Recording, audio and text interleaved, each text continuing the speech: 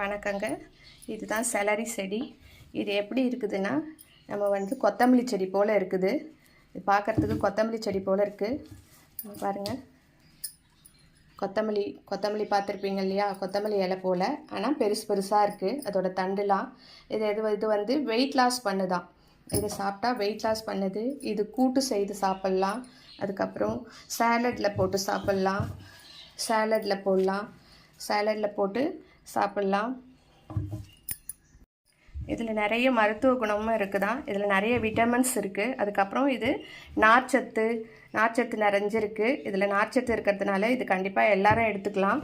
இது கூட்டு வச்சு சாப்பிட்லாம். அப்படியே வெறுமனையும் சாப்பிட்லாம். சேலடில் போட்டு வெறுமனையும் சாப்பிட்லாம். சாப்பிட்டு பாருங்கள். நீங்கள் சாப்பிட்ருக்கீங்களான்னு சொல்லுங்கள். இதுதான் நான் ஃபஸ்ட் டைம் நான் பார்க்குறது. அதனால தான் இது போட்டிருக்கேன். இது நான் ஃபஸ்ட் டைம், இது வரைக்கும் நான் பார்த்ததில்ல இது மாதிரி. இது செலரி செடி. இந்த செலரி செடியை நான் இப்போ தான் ஃபஸ்ட் டைம் பார்க்குறேன். இது நாங்கள் வாங்கினோம். இல்லை, கீரை வகையை சேர்ந்தது தான் இது. கீரை வகையை சேர்ந்தது. இது பார்த்துக்கோங்க. எனக்கு தெரிஞ்சது பயன்களை சொல்லியிருக்கேன். உங்களுக்கு எதுனா தெரியும் இதை பற்றினா நீங்கள் கமெண்டில் சொல்லுங்கள். நன்றிங்க. தேங்க்யூ.